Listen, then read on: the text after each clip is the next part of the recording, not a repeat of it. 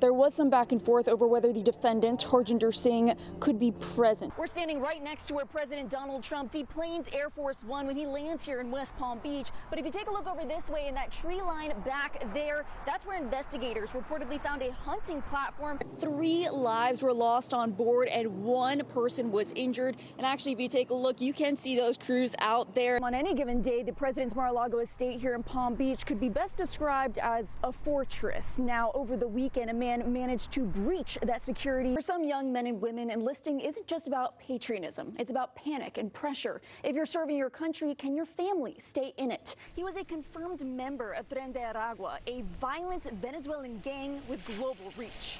By a major intersection over here, this is where deputies say they finally found that runaway teen about a mile from that attempted break-in. From this seat, the headlines sound scary. I mean, 10,000 crashes in 2 years. Yikes. And I'm Katie Bente. For the first time in decades, a sitting member of Congress will face an ethics trial. Yeah, today marking a critical moment for Congresswoman Sheila Sherfilis McCormick. This boarding went up overnight after that car slammed through the front of the store. Family and friends have started a small memorial here in the street where 18-year-old Rashard Jackson was shot and killed just a few days ago. Giant plates of metal tossed around. We couldn't really figure out where they were coming from. We've been checking roofs.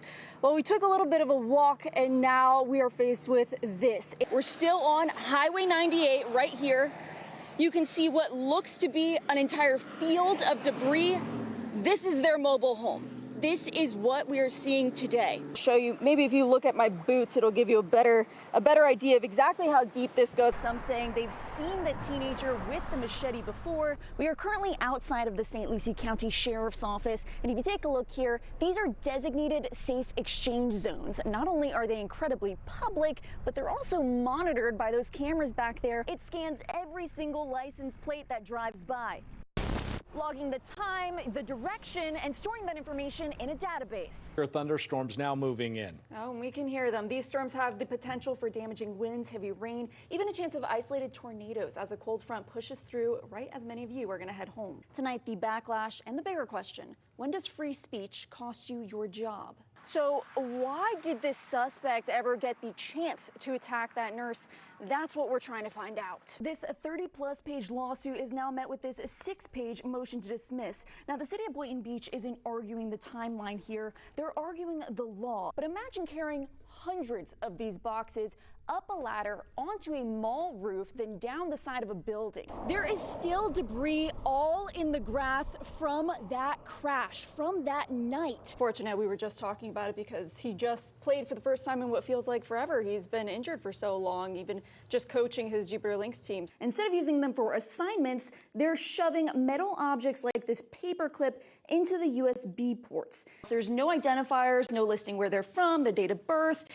And that's a concern. And Liz, after more than 4 decades of searching, this still isn't the answer that so many in this community have been hoping for. Liz, Jim, if you've ever seen that bright green slime floating on the water, you know why this matters. Take a look at these boards. More than 140 flights canceled and counting. Why did you choose now to do this Blues Experience tour?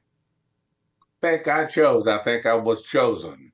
You really get a sense of just how massive this project is standing up here on the 31st floor of One West Palm. I still think about it all the time. I'm like, gosh, what happened to this little girl?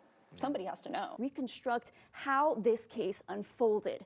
And the driver is now facing a judge charged with 3 counts of vehicular homicide and raising questions about whether fatigue may have played a role. This sign over there in the far left lane, that is telling drivers that's the HOV carpool lane. The only problem is that law hasn't existed in months. If it's being sold to a company and not ending up in the landfill, it actually gets surveyed by hand. One ride on this tram and you can see it all, the old, the new, and the renovations still underway.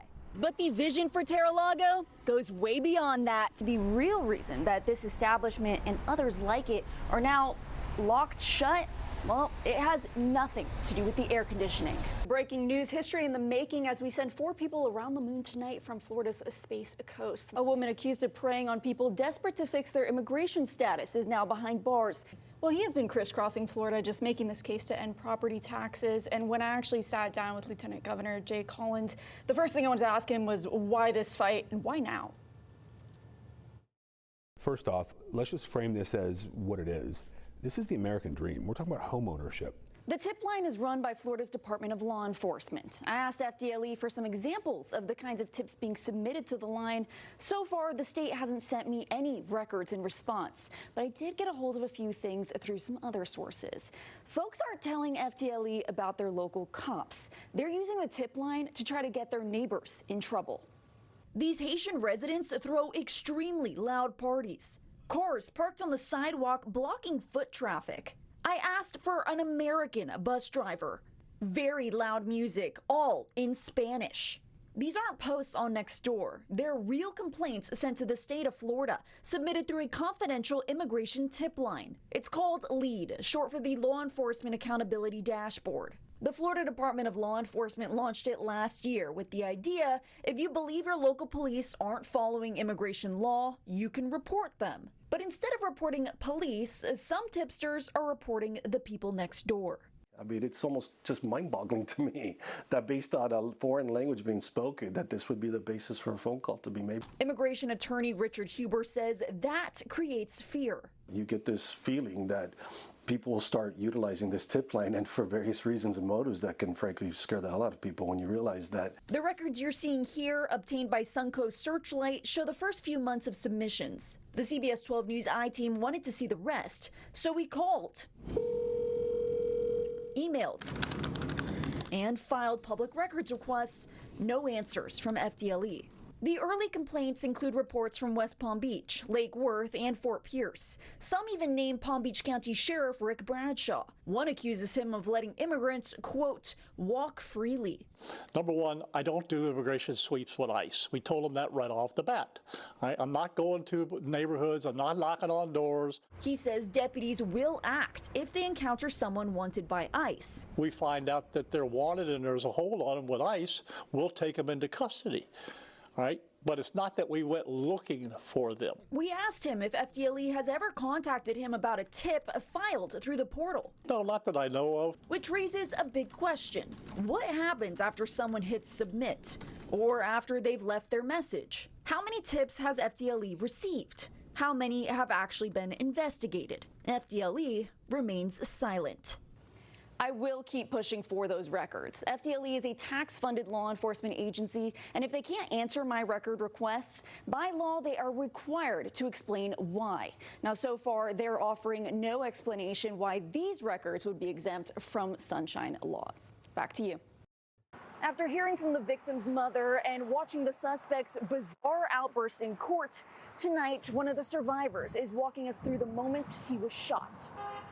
And he stepped up to the window and shot. Boom! The moment everything changed. I never expected to see a person run out in traffic in broad daylight. Anthony Evans says he was driving down MLK Boulevard in Riviera Beach Monday, a routine trip, until a man ran out from Azure Estates and straight toward his truck. He came up to my vehicle like this, and I just pulled off. He shot. Police say that man was 20-year-old Tremonte Terrell Gibson, who had just opened fire inside the complex, shooting one man point blank in the head and killing his own cousin. Investigators say he moved outside and started targeting drivers, trying to carjack vehicles and firing roughly 18 rounds. I shot every one of them people in the head. They allowed me to get it back. My cousin, he was supposed to die. That you want that hit the floor, or yeah, he died. In court, Gibson interrupting the judge, making disturbing and at times contradictory statements. Sir, I be fighting things that y'all cannot see. So, therefore, how can you put someone in jail that's fighting something that you can't see? Back in the truck, Evans says the reality hit fast. My employee told me, he said, I've been hit, man, I've been hit. And when I looked and seen where he had been hit, I realized I had been hit. He says the bullet ripped through his hand, through his passenger, and into the door, but he never stopped. You just kept driving. I just kept driving. Straight to the hospital. Today, he showed us what's left behind. Dried blood inside the truck, a bullet hole in the door, and his hand still wrapped in bandages. It is definitely by God's grace and God's mercy that I'm here today. As for Gibson, he's being held without bond, facing murder, multiple counts of attempted murder, and armed carjacking.